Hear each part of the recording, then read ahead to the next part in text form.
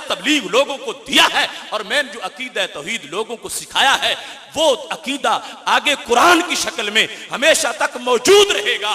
नतीजा ये निकलेगा शिर्क नहीं आएगा, अल्लाह मेरी उम्मत सारे नबियों की उम्मतों से बड़ी बना देगा। अर्जू अन अकून अक्सरहुम ताबिया। अब इस बात से यकीनन आपके जहन में यह बात पक्की हो चुकी होगी कि शिर्क इस उम्मत में इस तरह नहीं हो सकता शिर्क के जली कि मुल्कों के मुल्क मुशरिक हो जाए, शहरों के शहर मुशरिक हो जाए, देहातों के देहात मुशरिक हो जाए।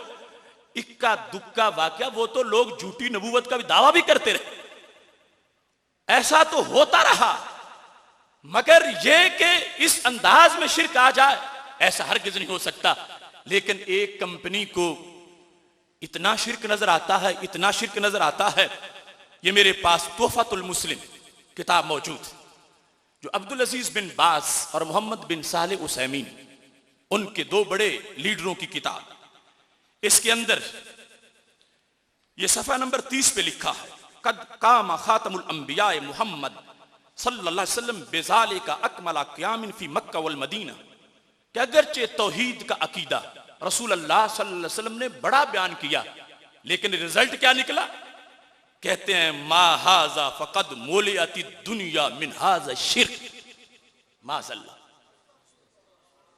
कहता है मा हाजा फकद मोलियाती दुनिया मिन हाजा शिर्क, ये शिर्क जो बुत परस्ती वाला है, कहते हैं इस शिर्क से दुनिया फिर भी भरी हुई है।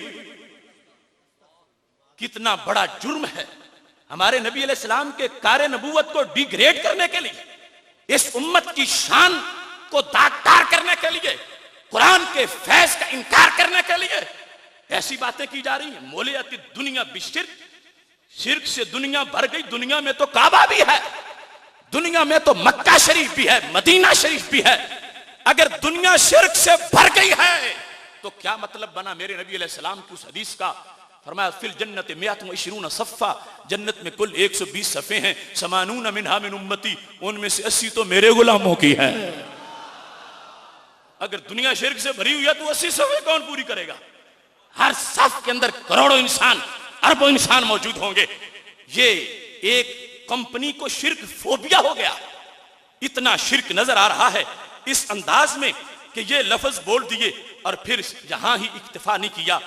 इसमें ये लफ्ज भी उन्होंने अपनी तरफ से हकीकत तौहीद किताब के अंदर लिखे, जिससे वाज़े तौर पर पता चलता है कि आज के जो हिंदू, सिख, बुत परस्त, यहूदी, ईसाई, उनको तो उन्होंने बिल्कुल खुली छुट्टी दे दी है और सारी तवज्जो मुसलमानों की तरफ कर ली है कि इनको मुशरिक करार देना है। और फिर माज़अल्लाह ऐसे ऐसे लफ्ज इस्तेमाल किए गए इन मुसलमानों के लिए कि रूह कांप उठती है। ये अल मजमुअतुल मुफीदा मेरे हाथ में मौजूद है। इस किताब को अब्दुल रहमान बिन अब्दुल अजीज कब्बा ने मुरत्तब किया है।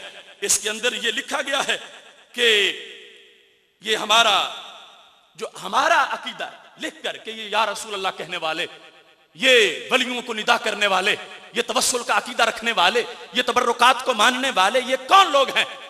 माज़अल्लाह 41 सफ़े पर लिखा गया, इन्ना मुशरिकी ज़माने ना अगलाज़ु शिरकम मिनल अव्वलीन, कि हमारे जमाने के मुशरिक पहले मुशरिकों से डबल शिरक करने वाले हैं। माज़अल्लाह अबू जहल के कुफर शिरक को सिंगल शिरक कहा, उतबा के शिरक को सिंगल शिरक कहा, शैबा के शिरक को सिंगल शिरक कहा।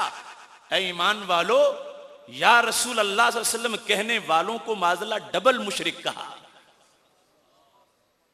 हमारी मजबूरी है, हम किसी पे हमला क्या करें, हम मजलूम हैं भाई। शिरक से बड़ा जुर्म कोई नहीं और किसी को मुशरिक कहने से बड़ी कोई गाली नहीं।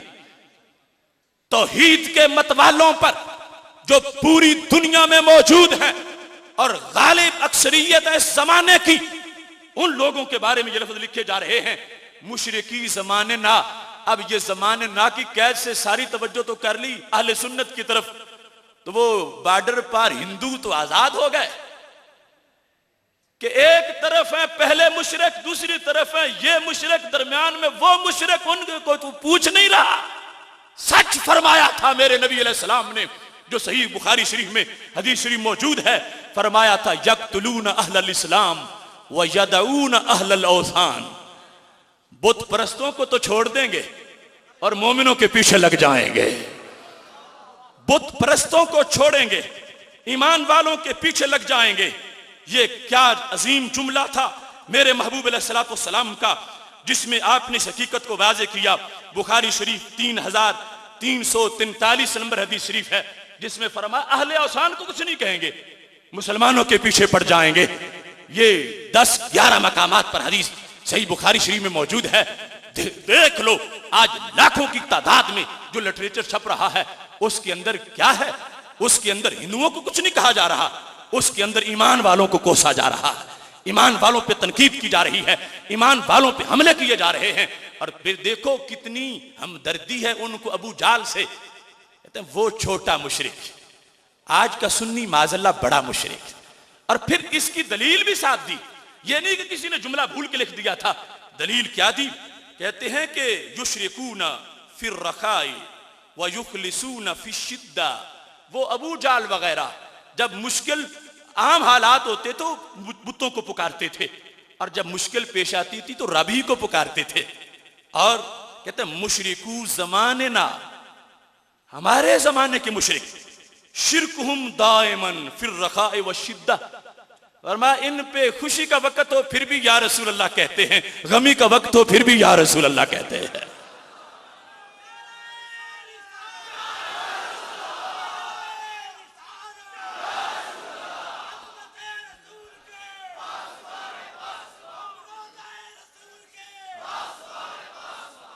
यहां बार याद रखना इस चीज को जो मैं आपके सामने पेश करना चाहता हूं। कुछ लोगों को यह भी खाम ख्याली है कि इस मौजू को बयान करने की जरूरत क्या है। देखो छोटी सी गाली तुम बर्दाश्त नहीं करते और शिर्क वाली गाली लेके तो मस्त फिर रहे। कैसा शिर्क? उन्होंने जब इसको अबू जाल से बड़ा शिर्क कहा तो उन्होंने कह दिया जो या रसूल अल्लाह कहे माज़अल्लाह उसका निकाह टूट गया, जो या रसूल अल्लाह कह दे उसकी आगे की औलाद फिर नाजायज होगी। आगे लिखा अपनी किताब में उनका जनाजा जायज नहीं है। तो कितनी दूर तक सिलसिला चला गया। इस वास्ते हम ये बताने निकले हैं और इंशाअल्लाह ये साबित करेंगे हमारे सीने शिर्क से करोड़ों मील दूर है। रब ने हमारी रूहों को तो ही अता फरमाई है।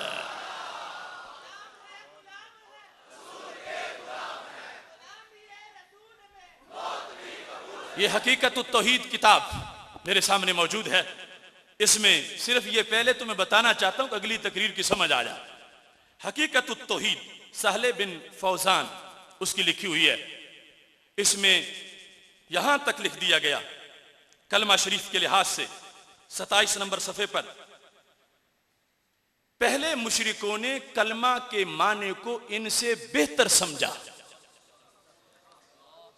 पहले मुशरिकों ने कलमा के माने को इनसे यानी हमसे अहले सुन्नत से पहले मुशरिकों ने कलमा के माने को बेहतर समझा। कितनी वफादारी है मुशरिकों के साथ, उनको तो बेहतर कहा। रब कहता खतम अल्लाहु अला कुलूबिहिम, उनके दिलों पे रब ने मोहर लगा दी। रब ने मोहर लगाई है ये कहते उन्हें समझ भी आई और समझ भी अच्छी आई है। कैसी मत मारी गई इन लोगों की। हम ये बताना चाहते हैं कि जो समझ हजरत सिद्दीक अकबर रदियल्लाहु ताला अन्हु को आई थी, वही समझ उनके सदके आज के उनके रूहानी मुरीदों को भी आई हुई है। जो समझ ताजदारे हल्लाता हजरत अली अल मुर्तजा रदियल्लाहु ताला अन्हु को आई थी, वही समझ आज उनके निस्बत वालों को भी आई हुई है।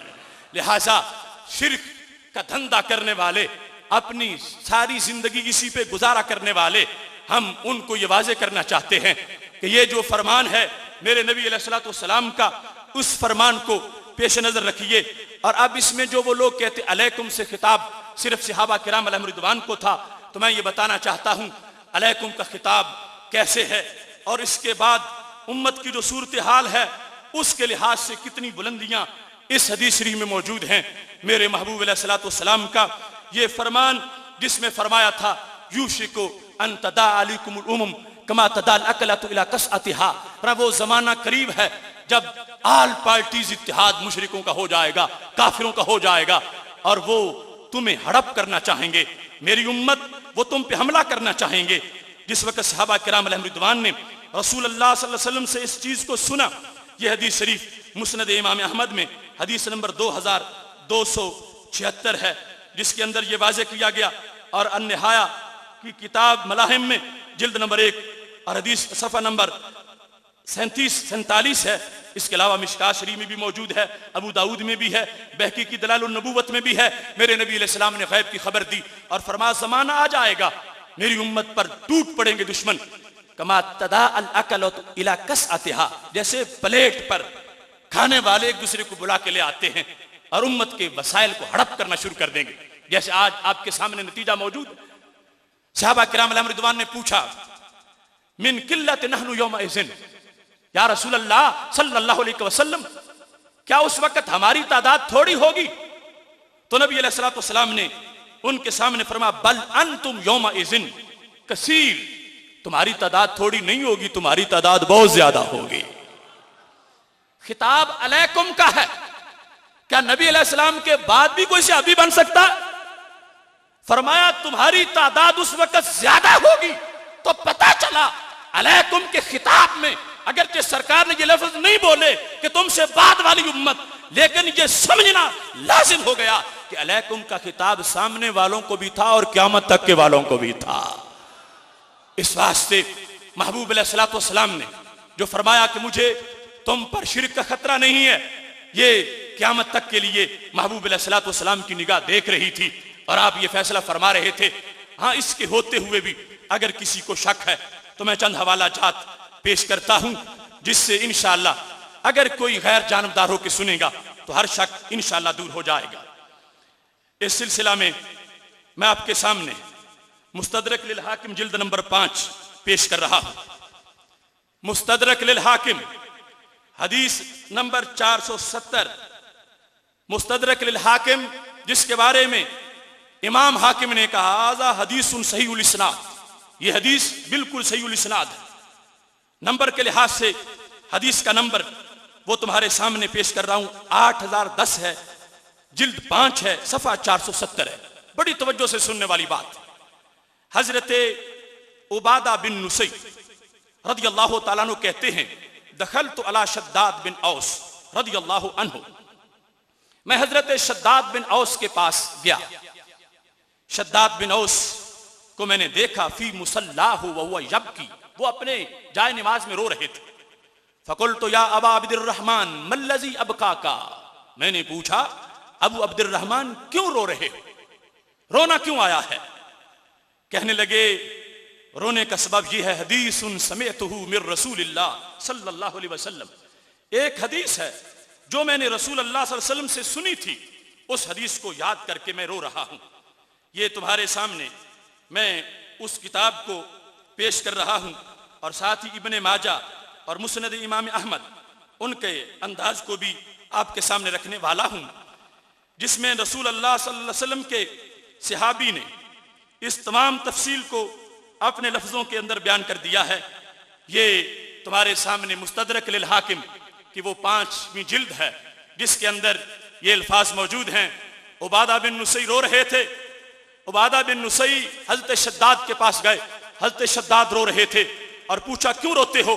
कहा हदीसुन समिअतुहु मिर रसूलिल्लाह सल्लल्लाहु अलैहि वसल्लम, एक हदीस है जिसको मैंने नबी अलैहि सलाम से सुना था, उस हदीस की वजह से मुझे रोना आ गया। पूछा वो कौन सी हदीस है? वमा हुआ, कौन सी हदीस? बैनमा अना इंदा रसूलिल्लाह सल्लल्लाहु अलैहि वसल्लम, हज़रत शद्दाद कहते हैं मैं नबी अलैहि सलाम के पास बैठा था। इज़रई तो बेवजही, मैंने नबी अकरम सल्लल्लाहु अलैहि वसल्लम के मुकद्दस चेहरे को देखा, सरकार के चेहरे पर मुझे परेशानी सी नजर आ गई। फकुल तो भी अबी व उम्मी या रसूल अल्लाह मल्लज़ी अरा बिवजहिका, महबूब मेरे माँ बाप आप पे कुर्बान हो जाएं, ये चेहरे पे परेशानी क्यों आ गई है? तो कहने लगे मेरे महबूब अलैहिस्सलाम ने फरमाया अमरुन अतखव्वफु अला उम्मती मिन बादी, एक अमर है, एक अमर है जिसका मुझे मेरे बाद उम्मत पर मुझे खदशा है, उसकी वजह से परेशानी मेरे चेहरे पे आ गई है। कुल तो वमा हुआ, मैंने पूछा वो क्या है? इतना परेशान हो गए हो महबूब के चेहरे पर गम नजर आ रहा है, वो क्या अमर है? तो इस पर रसूल अल्लाह सल्लल्लाहु अलैहि वसल्लम ने फरमाया अश्शिर्क व शहवतुन खफिया, एक तो शिर्क है और दूसरी मख्फी शावत है। क्या बोला? दो चीजों को। कितनी चीजें बयान की? पहली चीज क्या? शिर्क बोलो आएगा नहीं, यूं उड़ेगा कि हमेशा के लिए उड़े ही रहेगा। दो चीजों से मुझे इस वक्त परेशानी लायक है, यह लफ्ज ज़हन में रखना, मिम्बादी, मेरे बाद। अब कहां तक? क़यामत तक की जो उम्मत थी उसके बारे में महबूब अलैहिस्सलातु वस्सलाम ने फरमा दिया तखव्वफु अला उम्मती मिम्बादी। दो चीजों का खतरा, एक शिर्क का और दूसरा शावत खफी का। हजरत शद्दाद कहते हैं कुल तो या रसूल अल्लाह सल्लल्लाहु अलैहि वसल्लम अतुशरिकु उम्मतुका मिन बादिका, अतुशरिकु उम्मतुका मिन बादिका, क्या आपके बाद आपकी उम्मत मुशरिक हो जाएगी? हजरत शद्दाद ने जब पूछा मेरे नबी अलैहिस्सलाम से कि घबराए हुए हो, परेशानी है और कहते हो शिर्क का खतरा है, कि आपकी उम्मत पर भी आपके बाद शिर्क आ जाएगा? लफ्ज तवज्जो से सुनना, लफ्ज ये बोले थे अतुशरिकु उम्मतों का, सिर्फ सहाबा की बात नहीं, उम्मतों का मिन बादे का, आपके बाद क्या आपकी उम्मत मुशरिक हो जाएगी? तो मेरे नबी अलैहि सलाम ने फरमाया या शद्दाद अमा इन्नहुम ला याबुदूना शम्सा वला कमरा वला वसना वला हजरा। याद रखो शद्दाद, मेरी उम्मत क़यामत तक ना सूरज की पूजा करेगी, ना चांद की पूजा करेगी, ना पत्थर की पूजा करेगी, ना बुत की पूजा करेगी।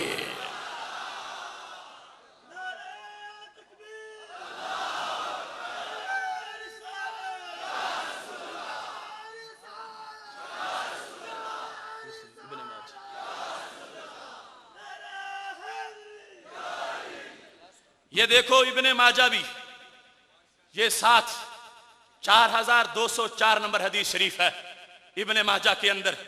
ये दोनों किताबें मैं तुम्हारे सामने खोल के रखे हुए हूं और दोनों को देखो और बात सुनो नबी अलैहिस्सलातु वस्सलाम की। जब पूछा था क्या आपकी उम्मत शिर्क करेगी, फरमा अमा इन्नहुम ला याबुदूना शम्सा वला कमरा वला हजरा वला वसना। फरमा मैं जमानत देता हूं मेरी उम्मत क़यामत तक ना चांद को सजदा करेगी, ना सूरज को करेगी, ना पत्थर को करेगी, ना बुत को करेगी। तो फिर शिर्क किसको कहा? मेरे नबी अलैहिस्सलातु वस्सलाम फरमाने लगे सुन लो और क़यामत तक के लोगों को सुना देना मैं किसे शिर्क कह रहा हूं, जिस पर मैं परेशान हो गया हूं। लाकिन युराऊना बिअमालिहिम, रिया आ जाएगा, रियाकारी आ जाएगी, रियाकारी का खतरा है। युराऊन अन्नासा बिअमालिहिम, मेरी उम्मत में कुछ लोग ऐसे आ जाएंगे जो किसी को दिखा के नेकी करेंगे, किसी को दिखा के अमल करेंगे। इब्ने माजा भी तुम्हारे सामने है और ये मुस्तदरक भी तुम्हारे सामने है। सनद एक नहीं, सनदे कई हैं, सहीहुल इस्नाद भी पेश कर रहा हूं, इब्ने माजा से हासिता से तुम्हारे सामने पेश कर रहा हूं। और शिरक के धंधा करने वालों के लिए यह पैगाम में मौत है। हमने कहा था वो महबूब अलैहिस्सलाम का जो जुमला है ला अखाफ अलैकुम मा अला अखाफ अलैकुम अन तुशरिकू बादी, मुझे तुम्हारे शिर्क का कोई खतरा नहीं है। हमने कहा हदीस बयान कर रही है कि दुनिया की रगबत तो आ जाएगी मगर बुत को सजदा नहीं होगा, मगर उम्मत मुशरिक नहीं होगी। वो शिर्क खफी तो आ जाएगा मगर शिर्क जली नहीं आएगा, रियाकारी तो आ जाएगी मगर शिर्क नहीं आएगा, वो लोग ढंढोरा पीट रहे थे, नहीं बुखारी की इस हदीस में सिर्फ सहाबा की बात है, बुखारी की इस हदीस में सिर्फ उस वक्त के लोगों की बात है।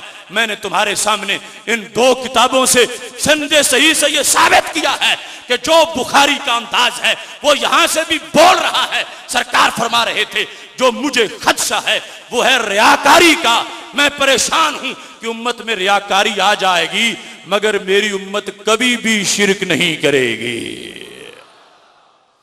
यहां इस बात को अगर मजीद समझना है, इमाम अहमद की मुसनद ये मेरे सामने तुम्हारे सामने मौजूद है, इसके अंदर ये जिल्द नंबर 5, इसमें भी इसी हदीस को 1000 बल्कि 17,250 नंबर पर रवायत किया गया है।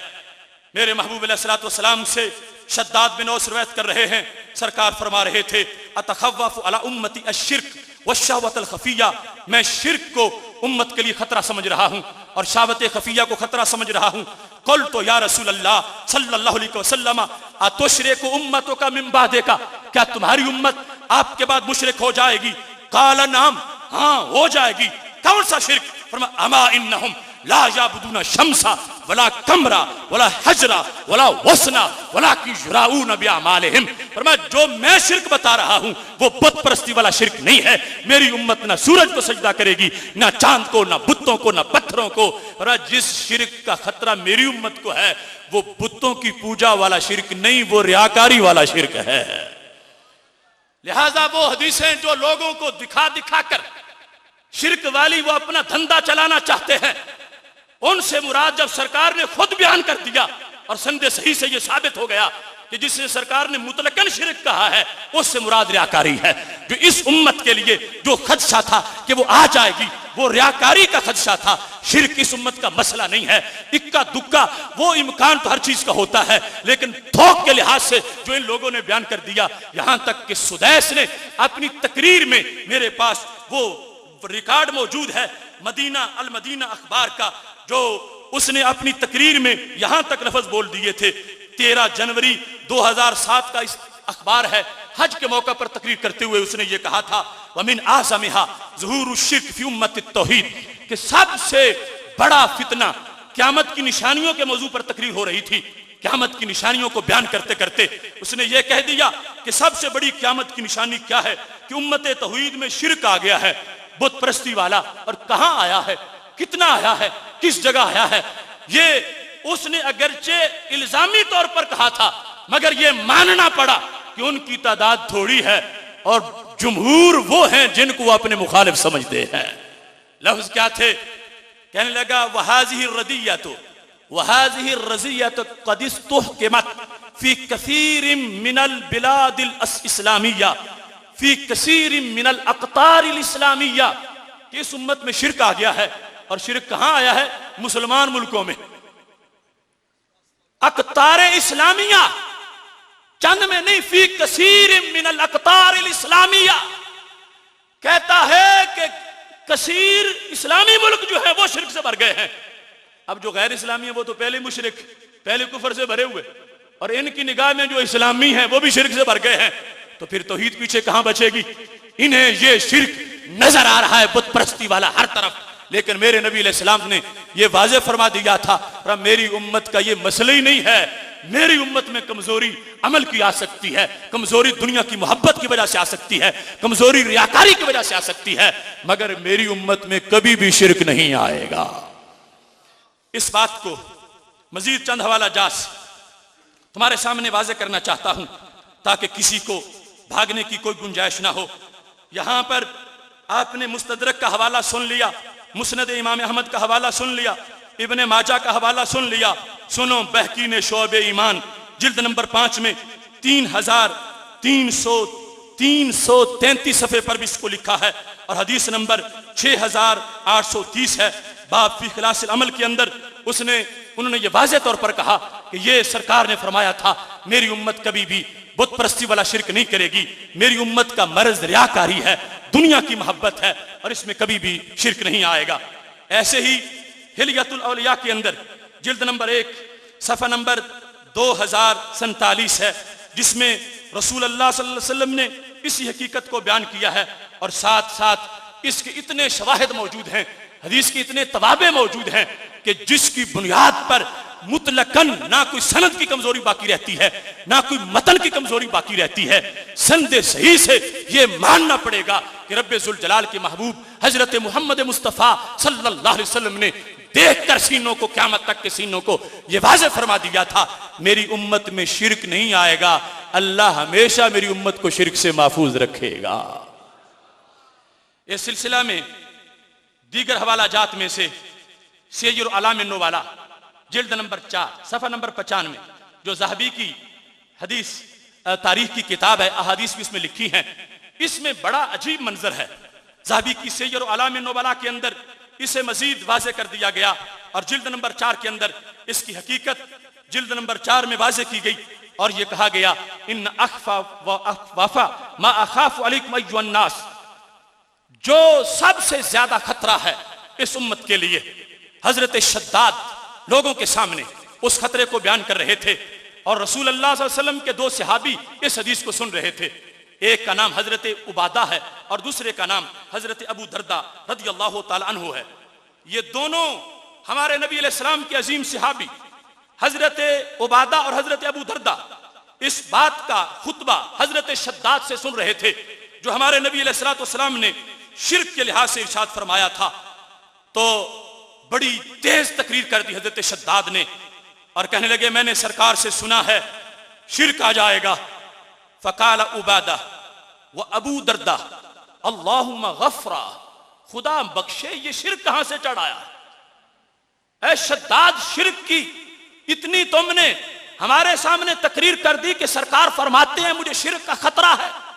दोनों सहाबी, एक का नाम हजरत उबादा और दूसरे का नाम हजरत अबू दरदा रदियल्लाहु ताला अन्हु है, कहने लगे कहां से ये शिर्क आ गया?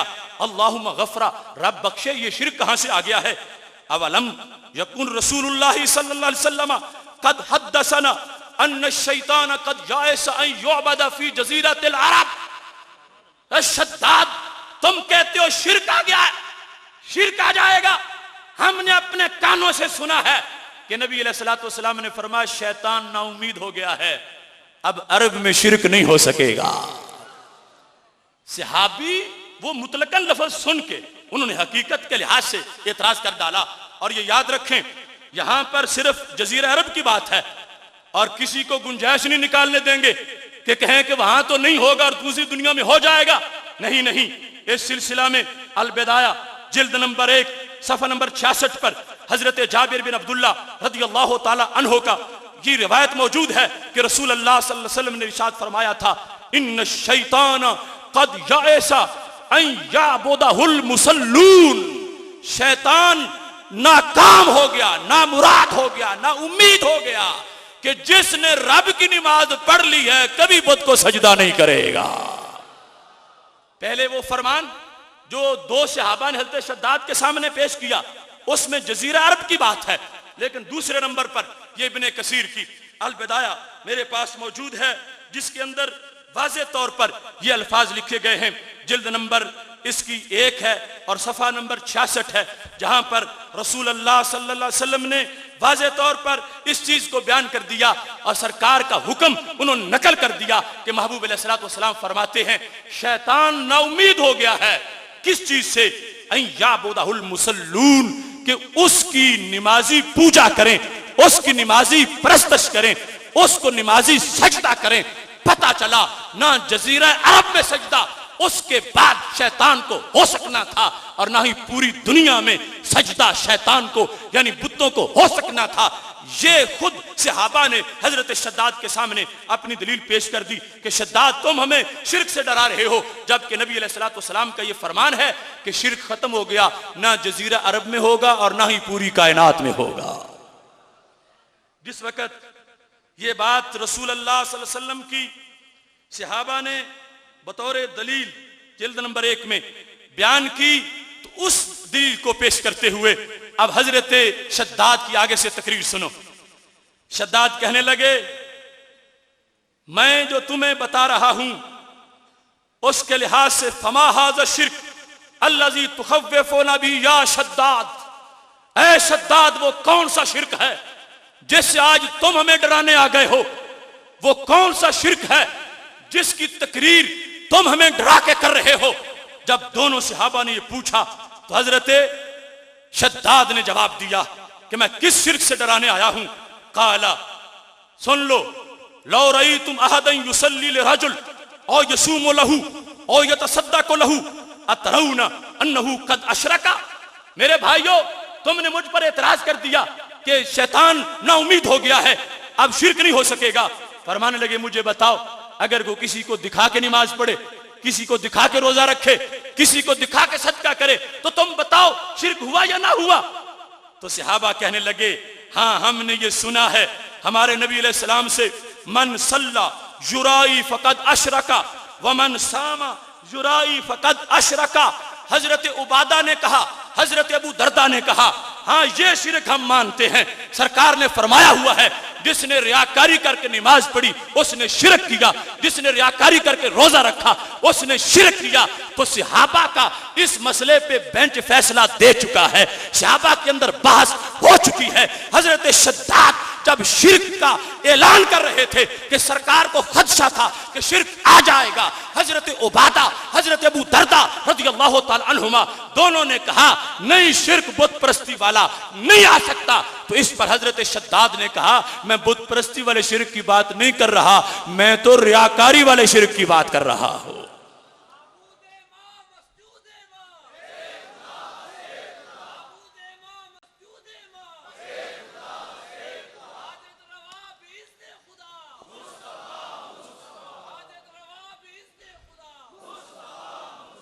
अब सुनो, टाइम थोड़ा है।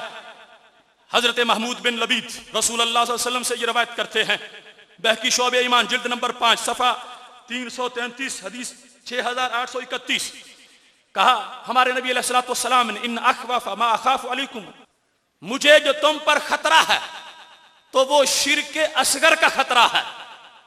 मुझे जो तुम पर खतरा है वो शिर्क असगर का खतरा है, शिर्क अकबर का खतरा नहीं है। इस सिलसिले में वो जो तोहफतुल मुस्लिम अभी मैंने आपके सामने पेश की, उसके अंदर शिर्क अकबर किसे कहा गया, शिर्क अकबर का लफ्ज किस चीज पे बोला गया, लिखता है सफ़ा नंबर 98 पर कि ये जो वसीला है, युसम्मीहल मुशरिकून वसीला वहिया शिर्कुन अकबर, माज़अल्लाह, कि इसको मुशरिक तो वसीला कहते हैं लेकिन ये शिर्क अकबर है। दूसरे मकाम पर कहता है कि ये या रसूल अल्लाह सल्लल्लाहु अलैहि वसल्लम का तलफ़्फ़ुज़ बोलना ये क्या है, फ़हाज़ा हुवा शिर्क अकबर व हुवा दीन अबी जाल, कि ये अबू जाल का दीन है और ये शिर्क अकबर है। लेकिन सुनो, मेरे नबी अलैहिस्सलाम ने जो जिगर पिघला के तौहीद का अकीदा दिया था, ताइफ के बाजार में पत्थर खा के जो तौहीद का अकीदा दिया था, शिरक की जड़ें काट ली थी और ये फरमाया था, इन अखवाफा मा अखाफ अलैकुम, शिर्क अकबर कभी भी नहीं आ सकता, अगर उम्मत में आएगा तो शिर्क असगर आएगा। वमा शिर्कुल असगर, सहाबा ने पूछा वो शिर्क असगर क्या है? मेरे नबी अलैहिस्सलातु वस्सलाम ने फरमाया अर्रिया, काला अर्रिया। मैं अपनी तरफ से तफसीर नहीं कर रहा, हर लफ्ज नबी अलैहिस्सलातु वस्सलाम का है। फरमाया शिर्क अकबर नहीं होगा, शिर्क असगर होगा, शिर्क जली नहीं होगा, शिर्क खफी होगा। पूछा गया वो शिर्क असगर या शिर्क खफी क्या होता है, तो मेरे नबी अलैहिस्सलातु वस्सलाम ने फरमाया वो रियाकारी है, वो बुत को सजदा करना नहीं है। अब कितना फासला है इन लोगों की सोच में और शरीयत मुतहरा में। हमारे नबी अलैहिस्सलातु वस्सलाम ऐलान कर गए कि कभी भी मेरी उम्मत के अंदर शिर्क अकबर नहीं हो सकता, शिर्क जली नहीं हो सकता, बुत परस्ती वाला शिर्क कभी भी इस उम्मत के अंदर नहीं आएगा। इस उम्मत के अंदर जो शिर्क है वो शिर्क खफी के माना में है, वो रियाकारी है। अफसोस है कि वो रियाकारी जो सीना जोर घोड़े की तरह दौड़ के उम्मत को रौंद रही है, उसकी तरफ से इन खाहश के बंदों ने लोगों की तवज्जो हटाने के लिए दूसरी तरफ लोगों को रुख कर दिया है, जिसकी बुनियाद पर उम्मत बेचैनी के सांस ले रही है। लिहाजा अकीदा तौहीद सेमिनार ये वाज़ेह करना चाहता है कि वो शिर्क इस उम्मत का मसला ही नहीं है, जिसको उन्होंने खामखा इंजीनियर्ड फतवे की जद में बना रखा है। इस उम्मत का मसला रियाकारी से बचना है। लिहाजा हमें अपने सीनों की तलाशी लेकर रियाजकारी के मर्ज को दूर कर देना चाहिए। यहां इस सिलसिला में मुतअद्दिद दलाइल दीगर भी मौजूद हैं। बुखारी शरीफ के अंदर हदीस नंबर 6435 है।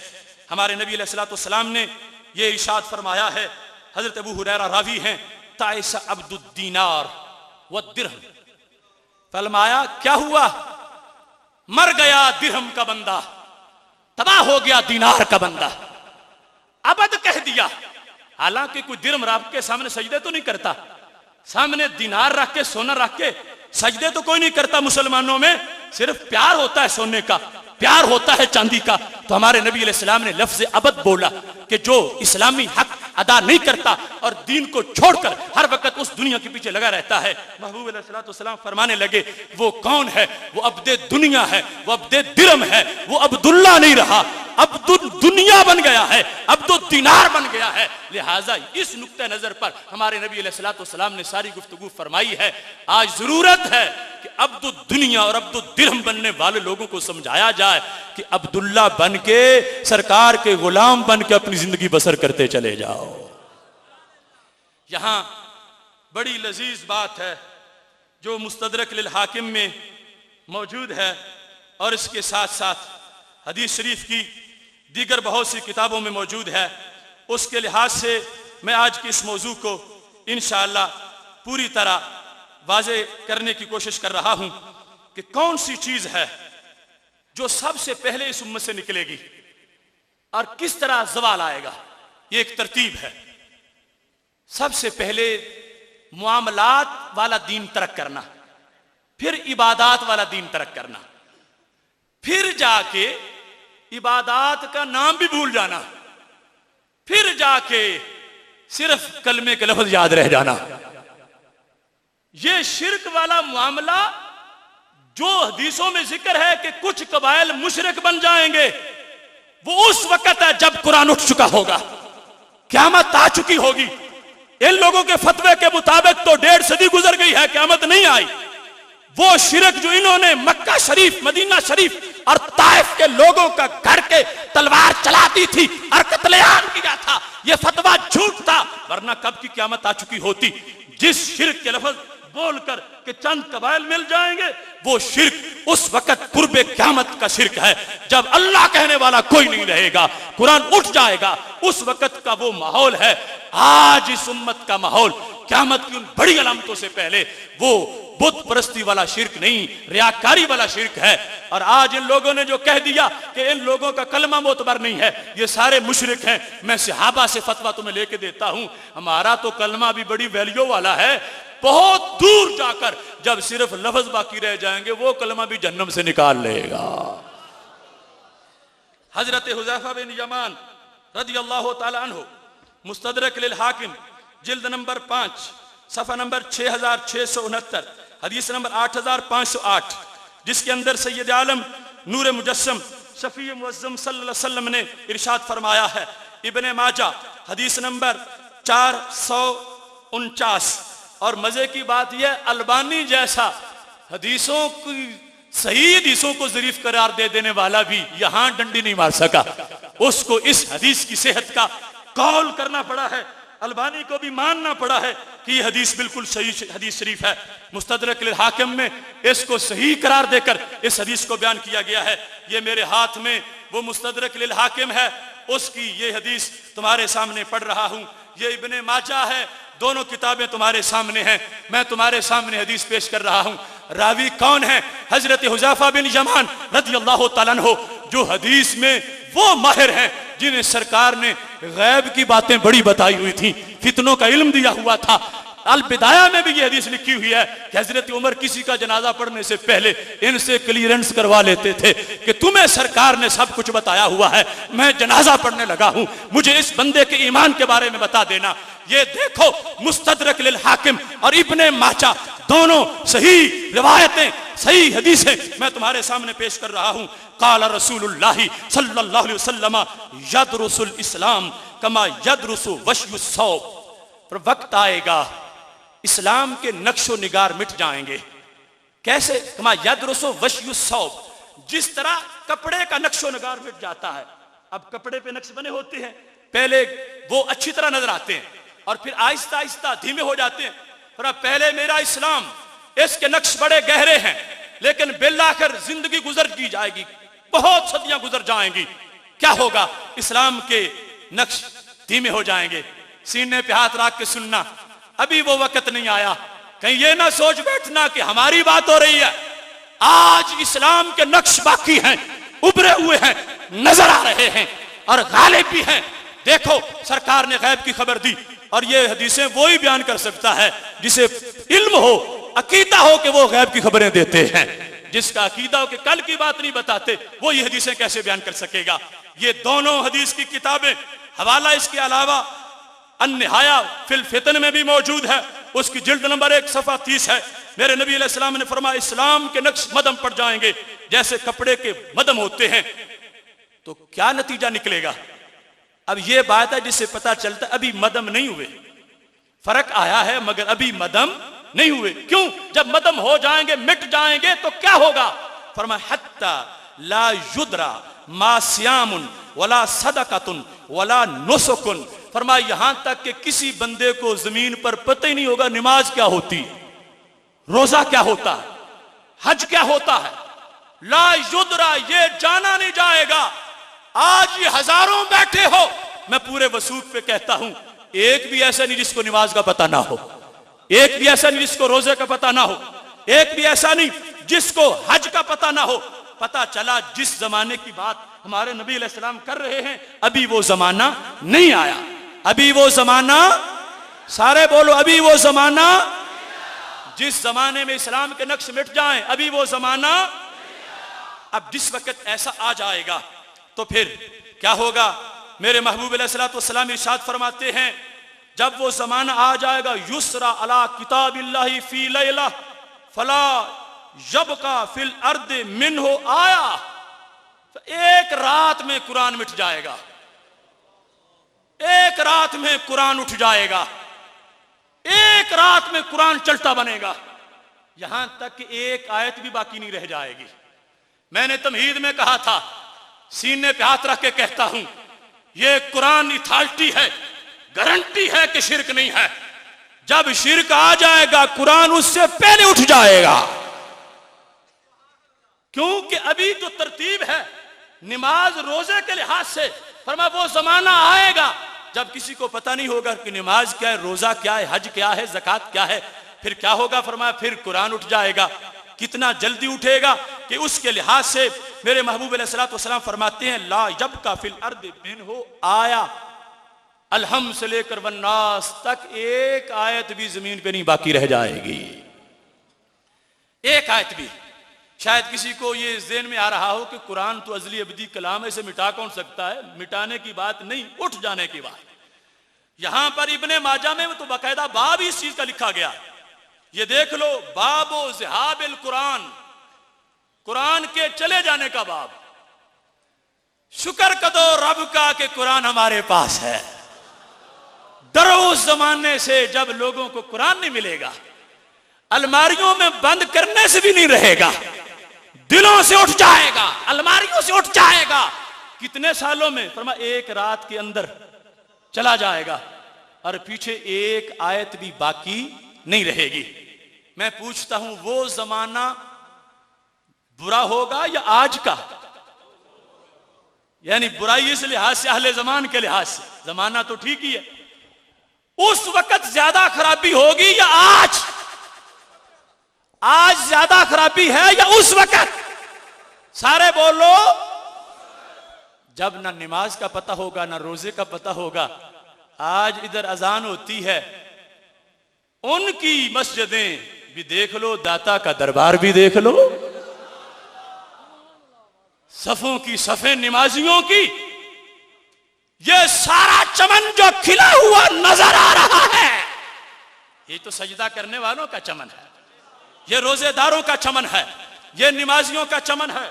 पता चला कि जिस वक्त नाम नहीं आएगा किसी को कि नमाज क्या होती है, रोजा क्या होता है, हज क्या होता है, उस वक्त फिर कुरान उठ जाएगा।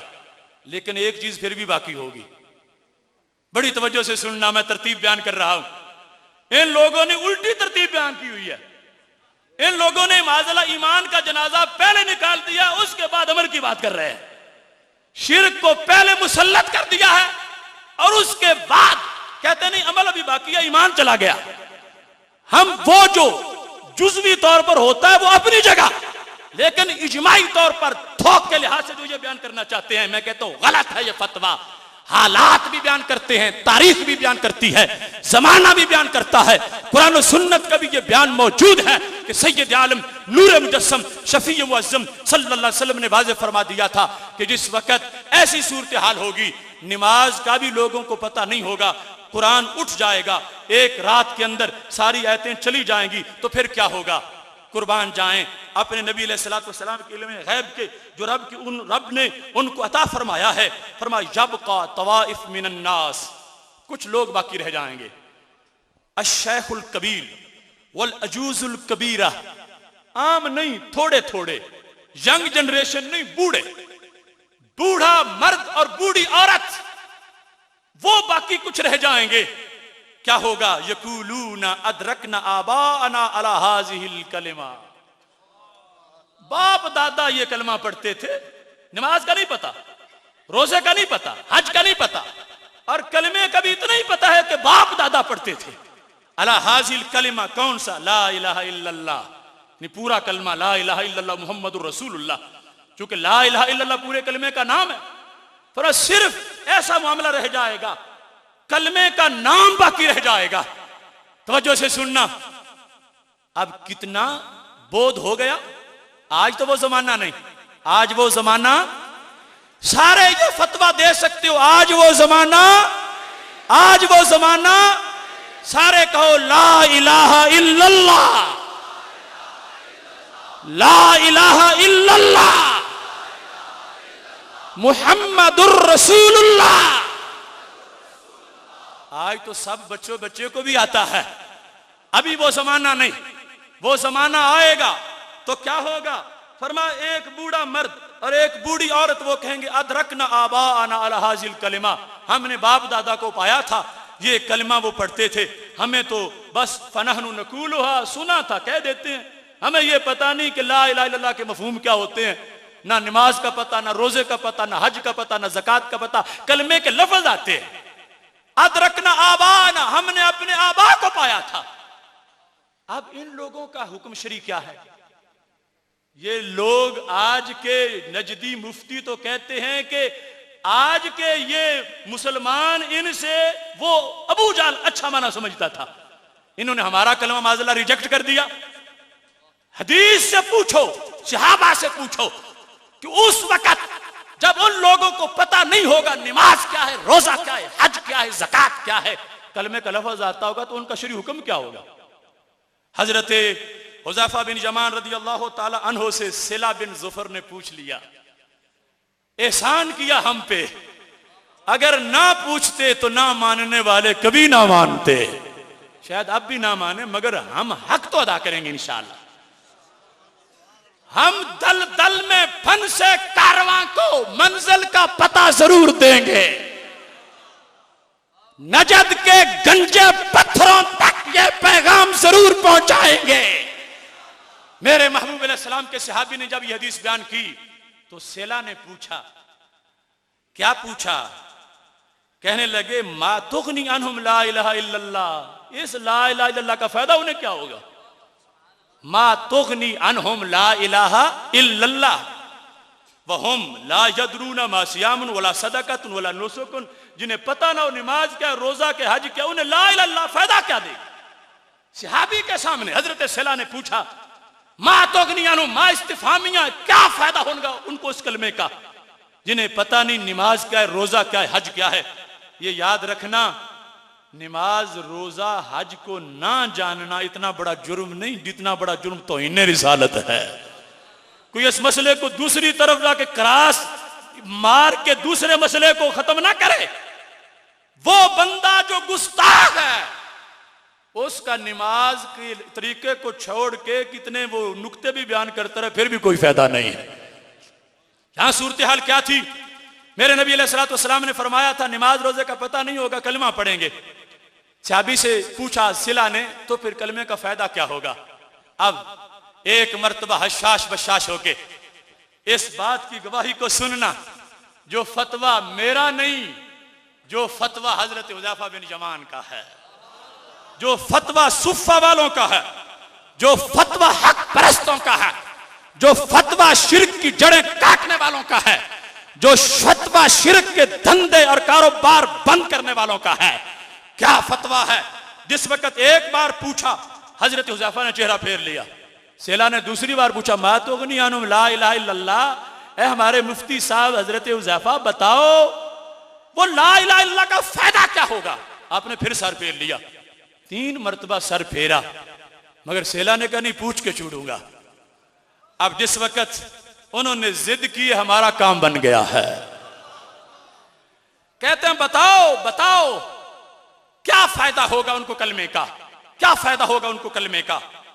तो सुम्मा अकबल अलैहि फी सालिसति, जब तीसरी बार सेला ने कहा ना बता के बताओ, नहीं जाने दूंगा, बस नमाज रोजे का पता ही नहीं, पढ़ना तो दूर की बात है, नमाज रोजे का पता ही नहीं, और सिर्फ कलमे के लफ्ज आते हैं, फायदा क्या होगा? सुनना ईमान जोश में आ जाएगा। क्या कहा था हजरत हुज़ैफा बिन यमान ने? फरमाने लगे हजरत हुज़ैफा बिन यमान, जिस वक्त तीसरी